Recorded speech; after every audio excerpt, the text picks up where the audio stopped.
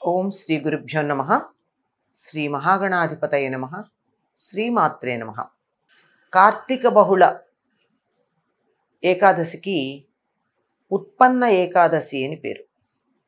ఏకాదశి లాంటి తిథి మరొకటి లేదని, ఏకాదశి వ్రతం లాంటి వ్రతం మరొకటి లేదని మనకి పెద్దలు చెప్తూ ఉంటారు. ఈ ఏకాదశి వ్రతాన్ని గురించి మనం అంబరీషోపాఖ్యానం చెప్పుకున్నప్పుడు కొంత ప్రస్తావించుకున్నాం.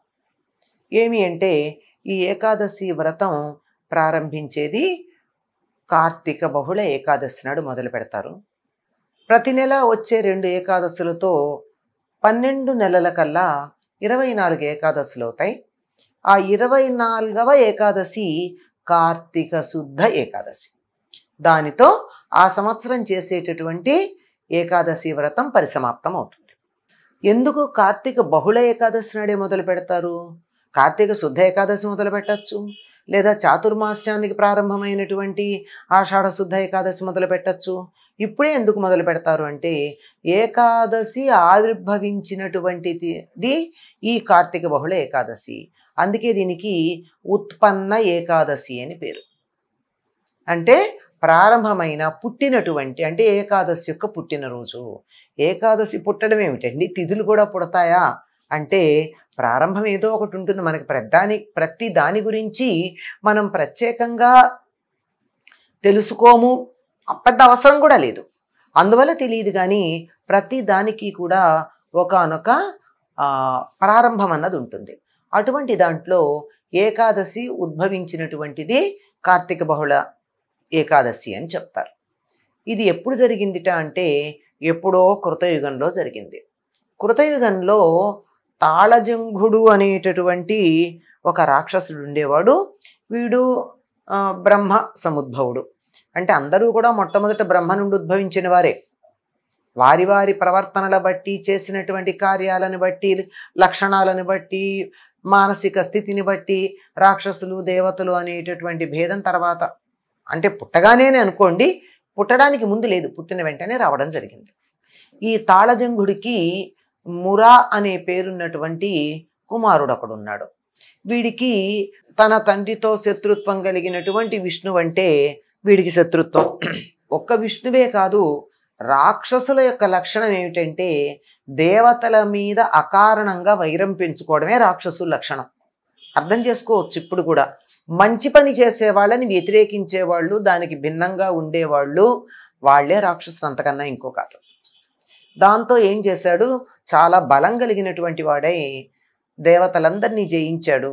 వాళ్ళందరినీ వాళ్ళ స్థానాల నుంచి పంపించేసి బాధలు పెట్టడం మొదలుపెట్టాడు. వీళ్ళందరూ వెళ్ళి విష్ణువుని ప్రార్థించారు. వీళ్ళకి ఎందుకు విష్ణువునే ప్రార్థిస్తారు అంటే, సృష్టికి స్థితికారకుడు విష్ణువు. అందువల్ల ఆయన ప్రార్థిస్తే ఆయన వెళ్ళి ఆ తాళజంఘుడితో యుద్ధం చేశాడు. మురాసురుడికి విష్ణువుకి ఒక 1000 సంవత్సరాల యుద్ధం జరిగింది. ఆ 1000 సంవత్సరాల యుద్ధంలోనూ విష్ణువు అలిసిపోయాడు, కానీ మురాసురుడు అలిసిపోలా. రాక్షసులకు బలం ఎక్కువ కదా, వాడి పేరే అసురుడు, దానికి ఎక్కువ బలం ఉంటే రాక్షస బలం అంటాం. వాడు అలిసిపోలేదు. ఈ లోపల కొంచెం విశ్రాంతి తీసుకుని అతడితో యుద్ధం చేద్దాము అనే ఆలోచనతో విష్ణువు సింహవతి అనే పేరున్నటువంటి గుహలో కాస్త విశ్రాంతి తీసుకోవడం మొదలుపెట్టాడు. సింహరాశి హృదయం మీద ఆధిపత్యం కలిగినటువంటిది. దైవం ఎక్కడుంటాడండి ఎవరిలోనైనా? హృద్దేశే అర్జున తిష్టతే అని కదా ఆయన చెప్పాడు. హృదయంలోనే ఉంటాడు. ఈనాటి వైద్యశాస్త్రజ్ఞులు చెప్పేది కూడా ప్రాణం ఎక్కడుంటుంది అంటే గుండెలోనే ఉంటుందని చెప్పారు. కనుక కాస్త అలిసిపోయినప్పుడు ఆయన సింహవతి అనే పేరున్నటువంటి గుహలోకి వెళ్ళి విశ్రాంతి తీసుకుంటూ అనుకున్నట్ట, ఈ విశ్రాంతి నుండి బయటికి వచ్చేటప్పటికీ మంచి బలాన్ని పొంది ఎట్టి పరిస్థితుల్లోనూ మురాసురుణ్ణి సంహరించాలి, యుద్ధం చేసి ఓడించటం కాదు ఈయన సంకల్పం. ఇక్కడ సంహరించాలి అని సంకల్పం చేసుకున్నాడు. ఈ సంకల్పం ఈయన విశ్రాంతి తీసుకుంటూ ఉంటే ఒక ఆకారాన్ని ధరించింది. తీవ్రమైనటువంటి సంకల్పం ఏదైతే ఉందో అది ఆకారాన్ని ధరించింది. ఇదే గుర్తుపెట్టుకోవాలి. ఏమంటే, మన మనోభావాలు తీవ్రమైనప్పుడు అవే మన కంటి ముందుకి ఆకృతి దాల్చి కనపడుతూ వస్తూ ఉంటాయి అని.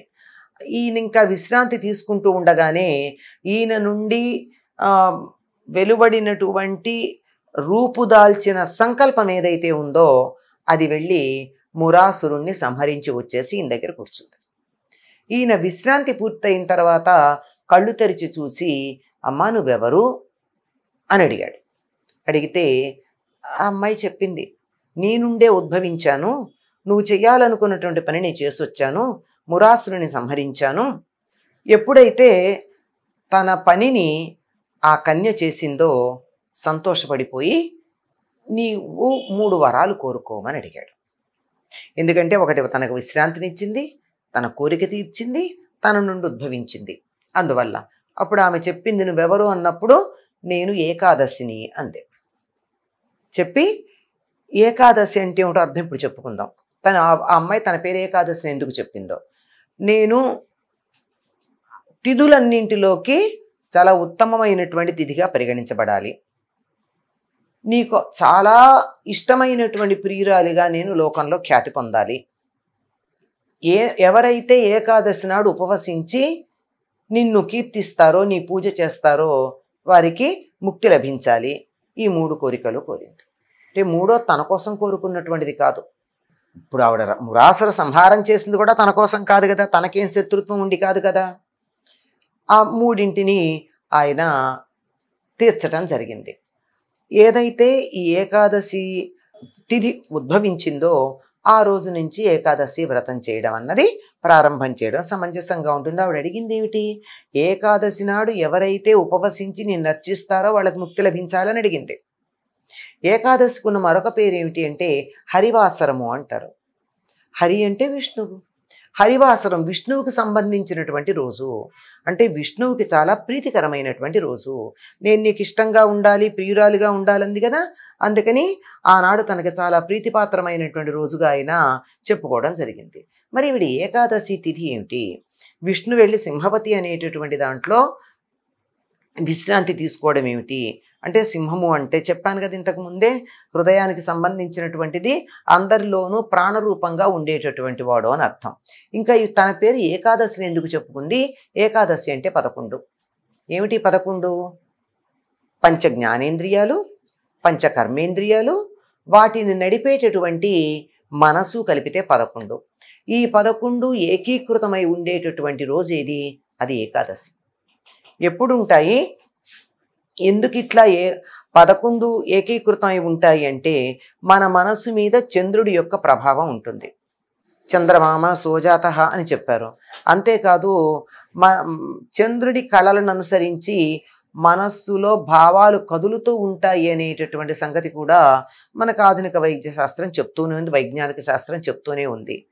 11 అనేటటువంటిది ఈ పంచ జ్ఞానేంద్రియాలు, పంచ కర్మేంద్రియాలు, మనస్సు అనేవి ఏకోన్ముఖంగా ఉండడానికి సహకరించేటటువంటి చంద్ర కళలు ఉన్నటువంటి స్థితి. ఎలా కుదురుతుందండి, ఇది ఎక్కడన్నా శాస్త్రీయంగా ఉందా, 11 సంఖ్య సరిపోయింది కదా అనుకుంటాం. కానీ గమనించండి, ఏకాదశి నాడు సూర్యుడు, చంద్రుడు, భూమి లంబకోణంలో ఉంటారు. ఈ లంబకోణంలో ఉండడం వల్ల ఏం జరుగుతుంది అంటే, మన జీవ ప్రజ్ఞ వెన్నెముక ద్వారా నేరుగా వంకరలు లేకుండా సూటిగా సహస్రారం దాకా వెళ్ళేటటువంటి పరిస్థితి ఉంటుంది.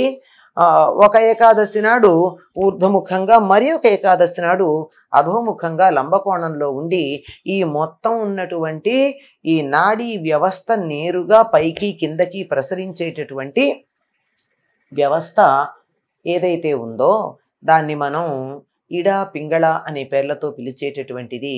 ఇది సవ్యంగా సాగి మనం చేసేటటువంటి సాధన వెంటనే ఫలిస్తుంది.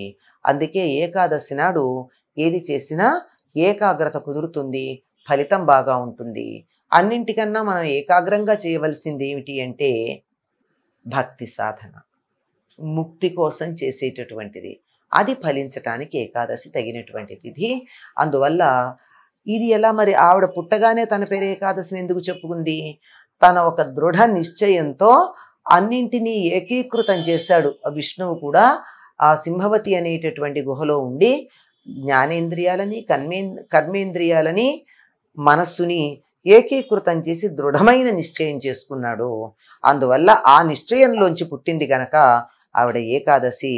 కనుక ఏకాదశి నాడు ఏది చేసినా మంచి ఫలితాన్ని, దృఢమైనటువంటి ఫలితాన్ని, సాధన తీవ్రంగా సాగి సత్ఫలితం లభ్యమవుతుంది అని అర్థం చేసుకోవాలి. కనుక ఏకాదశి వ్రతానికి ప్రారంభ దినం కార్తీక బహుళ అమావాస్య. స్వస్తి.